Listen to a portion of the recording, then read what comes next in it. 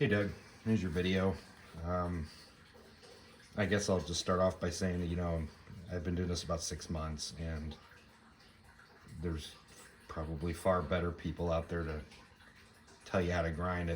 All I can do is probably go off of there's knowledge and experience. And I don't really have a lot of either. But my experience anyway, just the things that I've done wrong or learned along the way is probably about the best thing I can tell you about grinding. I'm guessing anyway this stems from the video of me cutting with this, Echo here. There's nothing special about this chain. It's got burrs all over it. I got too aggressive with grinding, and and that was because I was changing the top angle right up here, the angle that goes this way on the tooth or this way.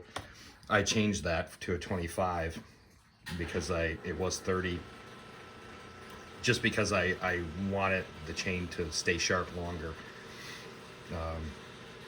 This is a double raker safety standard Echo stock chain. There's nothing special about it.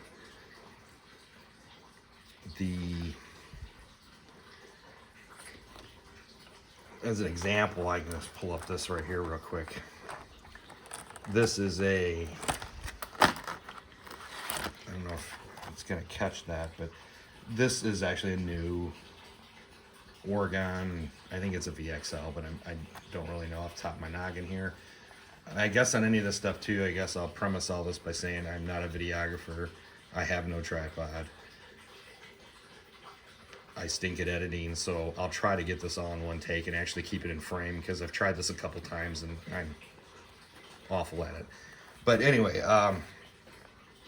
so some of the reason I think it might cut maybe faster, I don't know, or maybe you thought it was quick, is because this was the first time I ground this chain, and every other time I'd ever sharpen this chain, I just use a file, but I always use a 3/16 file on low profile.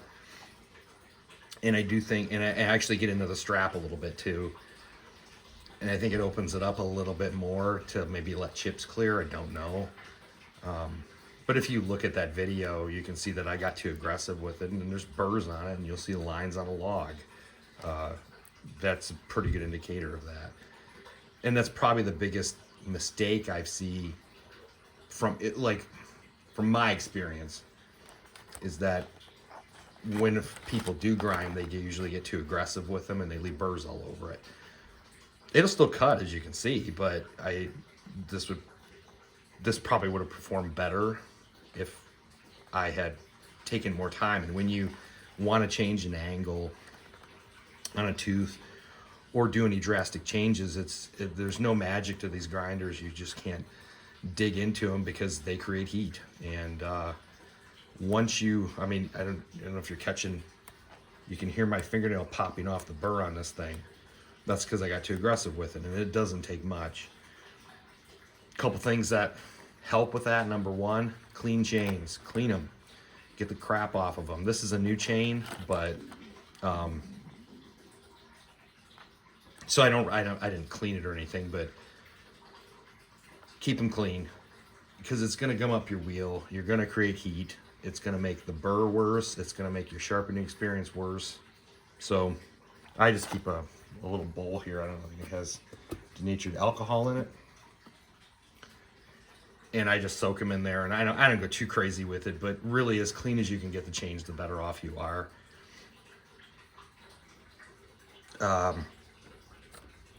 As an example here, I don't know if it's going to pick it up for you. I mean, hopefully it stays in focus. If you want to zero in on any of this, you're probably just going to focus your stuff in. And I got a phone here. I don't mess around with, actual cameras, but I'm not sure if it's picking that up.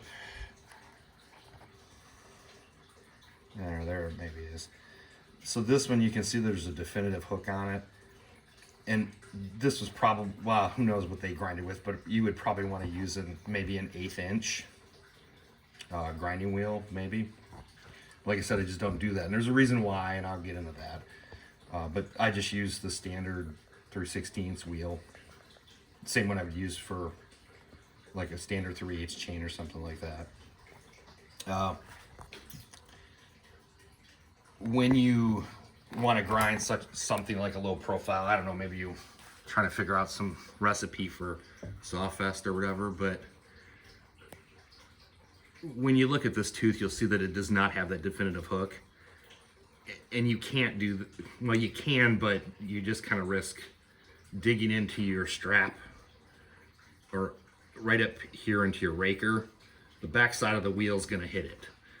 And sorry, I know this is probably blurry and crappy, but it's the best I can do right now with a phone. So that's why you don't increase that angle more, because it will hit it. So first thing, keep chains clean. Here's the standard one I did.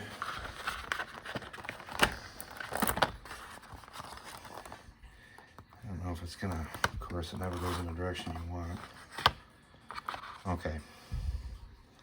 So on this particular one, I was able to put that wheel in on more of an angle, and I'll explain that when I go over and show you kind of what everything does and what it means. So this one's got a little bit more of a hook on the top of it, just because there's distance for the wheel to fit between the raker and there. The more straight up you keep your wheel, the longer you're gonna stay sharp, but it won't be as sharp. The more you crank that thing back, the more hook you're gonna get, and it'll be more aggressive. Now that's on top of the fact that the actual top plate up here, you know, you can adjust that angle. Obviously, the more you pull it this way, the more, the more you adjust it this way, the more aggressive it's going to be. This one's pulled back more because it's a work chain. Secondly, going into, and you have to understand, this is, again, there's knowledge and experience. I mean, I can look online and I've read a bunch of stuff about it and try to figure it out, but you know what this is what I'm dealing with here. The import grinder that they're pretty cheap right now, and hey, they work, you know. I have some longer chains. I have 1 million set up, and who wants to file a 105 driver chain? This thing goes through it really fast, but there's just some, I think the other big issue that I see is that folks are over aggressive with them. And that's not like I'm some genius here. It's just because I learned it the hard way myself. Like, this is an example of me just getting in a hurry, and I just want to get it done. I want to change the angle. You need to make multiple passes. You need to nibble a little off, and then go on and keep advancing it and keep nibbling it until you get it where you want, and then flip your angle finder in the opposite direction and just keep nibbling a little bit. You make all those adjustments right here. That's what pulls it back and forth. Very little changes make a big difference. You want to adjust that, you want to adjust that top angle. This is where you do that. Now, I don't know if any of these markings are actually accurate. I mean, the precision of this machine is if you're a person that wants precise, maybe consider a higher quality grinder than one of these. I mean, it's cheap though. I mean, this is all the basic stuff, here's your stop and, etc. But there's a lot of slop in this machine, and that leads to where you kind of doing a whole lot of feel on this. Now, I do have a better one that I picked up here recently. It's got a forward and reverse, and I'll explain why that's important. If you don't already know that, I'm sure you do, but it keeps the burrs going in the same direction, and it's always beneficial if the burr, depending on your grinding rotation of your wheel, if the burr goes to the inside of the tooth and not on the outside here. So, let's see, let me grab this here. And I kind of had this set up early, like I said, because I've tried this a couple times, but who knows, I'm probably screwing it up now too, but just bear with me a minute and I'll try to get this thing on with one hand. And then I'll try to kind of get it set up a little bit for you. I think I'm kind of where I need to be. Yeah, she's hanging up a little bit. So, a couple things I'll explain here. And I don't know if you bought a grinder or really if anybody's planning on buying a grinder, but you know, you get what you pay for. I mean, you hear this saying about people don't want to spend good money on a tool because they don't know if they're going to use it that much, or they don't know if they're going to like it, etc. Well, I can tell you, when you get a low quality tool, and this is kind of falls in that range, you may not want to use it because it's low quality, you know, so you're going to get varying results, and you know, so it's kind of a self-fulfilling prophecy. But I mean, just looking at this now, I mean, I'm just grabbing it here, and I don't know if you're going to catch that, but that's probably not picking up. It moves a lot, you know. I mean, it moves more than it should, I would think, anyway. So that's something to keep in mind. So that's where you're going to end up, where you're going to have to, if you buy this one, I mean, I think maybe purchase a higher quality one if you're picky, but it does sharpen. It does the job. You just have to feel it out a little bit more. This is your adjusting the knob up here. You're going to get your angle. If you want more hook on it, that's where you're going to want to tilt this head back more. If you want less hook, it's going to last. You're going to get a sharper chain longer. That's when you tilt it back up. I don't know if I trust a lot of the readings on this particular one. Like, maybe an angle finder would be better in some regards. I don't know. The size of this, I don't know if it's going to pick up there, but even though it may look quite pointy, it's quite large, and you could easily be off 3 to 4 degrees in either direction when you're doing it. The other thing is, this one particular one has the feature where you can take this and tilt it either direction. So you end up with a compound angle, but based on some of the inaccuracy of how this thing moves around, and I've actually read online where some of the people complain about the Oregon ones when they add that compound angle in of it moving back or forward, they end up with the same problem where they may end up with the one side of the tooth is a 27 and the other side 30. So I mean, if your goal here is to make some sort of fantastic race chain or something, or you know, really, I don't even know if grinders are even the right thing for that, but you know, if you just want to grind some chain, this thing does it. It gets the job done, you know. So, like, setting them up, I'd mentioned one of the things and I've done this, I mean, is changing things, or even just grinding it normally, is these things are incredibly aggressive, and you can take a lot off and you don't even realize it. And I'll show that here in a moment. But a couple things I'll just tell you, if I don't know if this would apply maybe to a good quality grinder, because this is all I got and this is all my experience with this. I would recommend getting a wheel. Almost all wheels have some sort of imbalance in them. I mean, that's everywhere. I took this one off because I was hoping this was a DC motor, and it's not. So when I dropped the motor out, let it hang down by some of the wires, I mean, it just started yanking wire. I mean, it wasn't even hard. So there's the soldering kit, had to put it back together, figure out where the wires went. But it works now. So when you're setting this up, on a 3/8 anyway, low profile, if you really crank that head back, it will hit the rakers. So you're kind of limited on that, and that's going to cut down on your hook. That's why, like, this one had more hook than this one, because there's a limit. Now, if you don't care, grind into it, but there's some inherent slop in this machine where, you know. And then one of the other parts of this machine, like I said, this is all I can do is give you my experience, which involves this. So sorry, long-winded, but I don't use the compound angle on this just because everything I ground is straight up, because I've already noticed those errors. So here I'd set it up and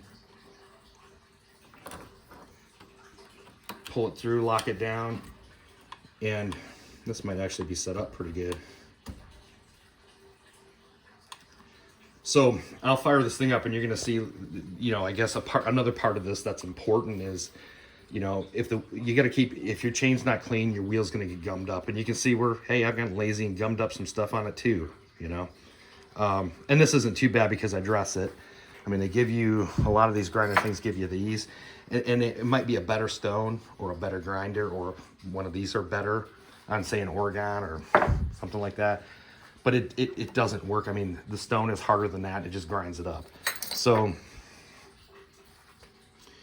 I got one of these. This is for a large bench grinder. It's very aggressive too, though. So you want to use it sparingly, but it does clean them off and dress them pretty well. And it gets, you know, stuff like this off.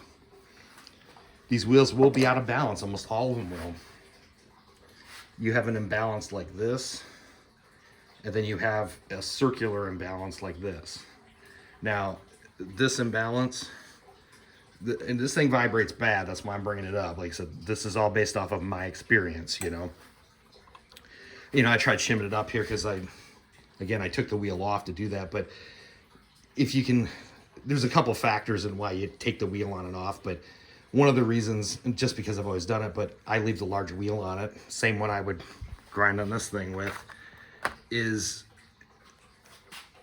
every time you take it off, it's like you have to rebalance it. And I didn't even do a good job balancing this time. You can see I shimmed a piece of paper under it, but and it doesn't matter. I mean, without the wheel on, the motor vibrates. And, you know, the further you get away from the motor or you put a large surface, the vibration gets worse. I think a lot of that's related to this back here, you know, just this whole setup, but the whole thing, it moves dramatically, you know. So anyway, again, this may not be what you're looking for, but this is what I got. So this is set up reasonably well. And again, a lot with this, the angles here, I set it up to what was on this particular chain. And if you keep using the same angle every time you do it, you can just kind of like, again, re-gauge it. And that's what I do. Now, like I said, I don't know if better quality ones, like I said, I have a better one here that I picked up, but I haven't messed with it. It's got reverse on it and everything too. But I haven't messed with it too much yet. I do know the hinge is a lot tighter. So I'm gonna fire this up. Enough jabbering here, but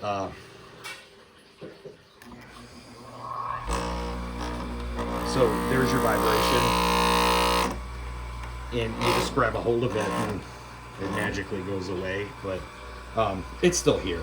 So I'm gonna hit this, and if you're going to just do maintenance or just you know, a quick grind like this, you didn't want to grind it much more than what I'm doing right here. And I think the biggest mistake I see a lot of folks is they try to take too much off, or they don't really realize just how aggressive these things are. But that's where you want to you'd hit this, advance onto your next tooth. Boy, it's really vibrating. So you'd want to hit this, go on to your next tooth, hit it, go on to your next tooth, hit it, go on to your next tooth, and maybe not even advance this at all. Just leave it where it's at and keep going.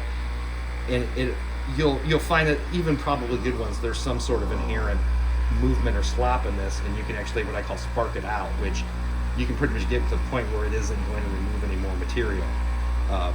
So if I'm going to reshape a tooth, or even like the first time out, I'll usually get into the gullet a little bit more and clear it out. Yeah, I might bump it a little bit more.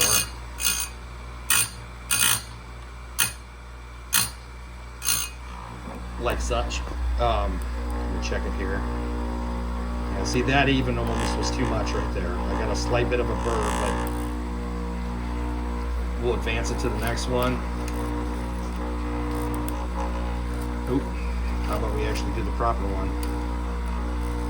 That's another problem with this one, is this feed thing. Very frustrating. So I'm just going to come in here and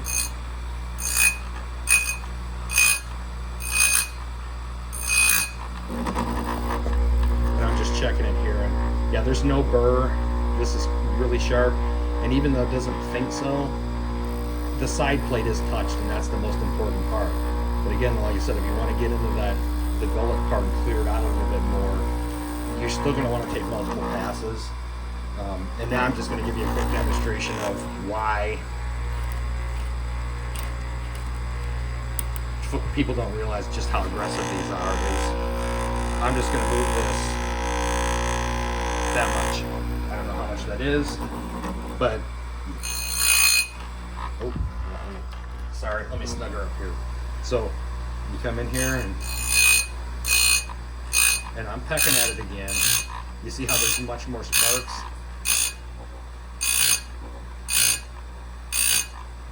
And even if you just go zip, zip, zip, zip, zip, whatever, you can almost bet you there's a burr on the back. And there is. And in these particular ones, it just seems that the grinder, it does heat it up. It doesn't matter what you do. The burrs don't really come off. And the only way to get rid of that would be to back this off a little bit. And then start over again where you're advancing just a little bit at a time. And that might even be too much right now, but you're just giving them little nibbles, and actually there is no burr on that one. I mean, I'll do one more here real quick and compare it to a new tooth, but you know, you see a lot of, I hear it even, and I know I've done it, is, you know, they'll bump this thing forward like that. Just make sure everything's snug here. And they're gonna come in here and go, and they're pecking at it, you know, but they stay on the one tooth and keep going, and it's just too much. I'm getting the gullet, I'm making everything. That's about what I did with that right there. So, let's just say I was going to change the tooth or do whatever. If I look at it now, I don't know if it's going to pick up.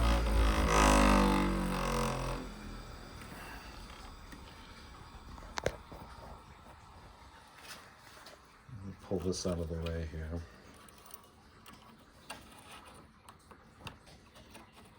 Now you see the size of that tooth, and I'm just going to try to advance it here. Just that little bit of pecking that I did.